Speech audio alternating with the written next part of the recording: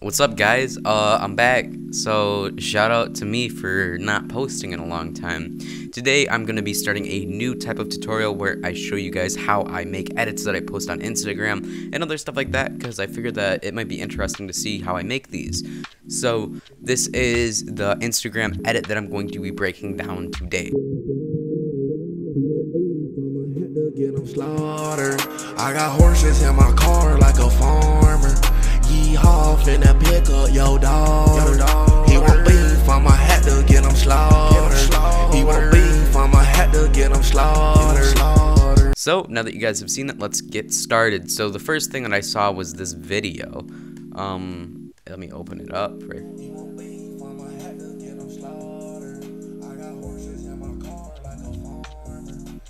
I found that video and I thought it was super funny, but I didn't like the way how he started dancing after the music came in, but it turns out that it actually worked. I could just slide the music ahead. So then what I did is I dragged in my audio and I put down this equalizer effect. Now, a lot of you guys might not have that, but it's super easy to do if you get something like Audacity where you can do this. And so I just animated the cutoff, which I just cut off all the high frequencies, and then I just kind of boosted the lows a little bit to give it more of a punch to it, and that's all that I did. So it gives it sort of,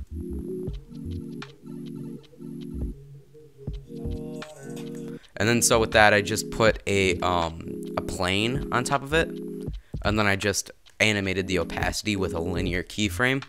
So it goes from like 0 to 100. And then, as you guys can see, there is text. So this text, what I did is I just put my Instagram tag there. So go follow it if you want. Then I put a glow effect, and then with the glow, I just with the glow, you just set the intensity to like 1, and then you go to your advanced channel right here. You just click this drop down and switch it from horizontal and vertical to horizontal, and it gives it a more of a horizontal glow, which I like that more. And then I put this waves effect on it, so the amplitude to 8, frequency to 2, and then phase speed to 1. And so what that does is it just makes it wave around, which I think looks cool, and that's generally what I do when it comes to text like that. With all of this other stuff, let's just keep moving forward. So I actually didn't end up slicing up this footage like I did. Normally when I make an edit, I slice up the footage a little bit. With this, I didn't feel the need to. But what I did do is I changed the anchor point, because on the footage, this guy isn't centered in the footage, so I just had to move this anchor point a little bit to the left. Now you can do this with the position, but when you do that, be careful, because if you do it with the position, the anchor point will still be in the middle of the image instead of offset to the left.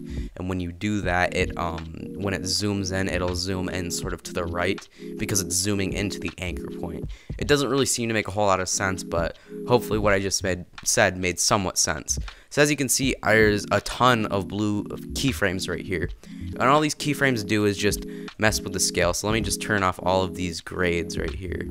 Oh geez, there's a lot. I'm actually not going to do that because there's so many. But basically what these are is they're just keyframes that adjust the scale, and then it sort of punches in. So what I did is I just set the peak keyframe, which just means like the highest number that it is 130%, and then the base keyframe is 90%. So then you can go into the value graph, and as you can see, it sort of loops. And what I did is I just went with a Bezier keyframe like this one, and then I just sort of messed with the handles to make it sort of more fluid. And when you do this, it makes it look a lot more fluid than if you just set keyframes every single time that you wanted it to go back to 90. So I would suggest doing this with your Bezier keyframes instead of what I would see people do is they would have like a pump like this, and then they would set it back to 90, which is fine, but then it makes sort of this flat spot, which I don't like the way that that looks. So instead, I just don't put a keyframe there, and I let it just automatically reset everything by itself. So it does that. Alright, so that's basically the gist of the screen pumps.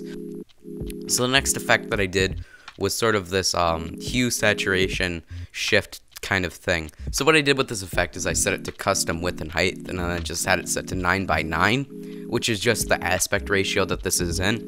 And then I changed it to be 16:9, so it makes these bars drop in. And then I just went to the width, set it to Bezier keyframes, and went into the value graph and changed it just a tad bit so it sort of zooms in, and then I did the inverse of that when it came to the end of it.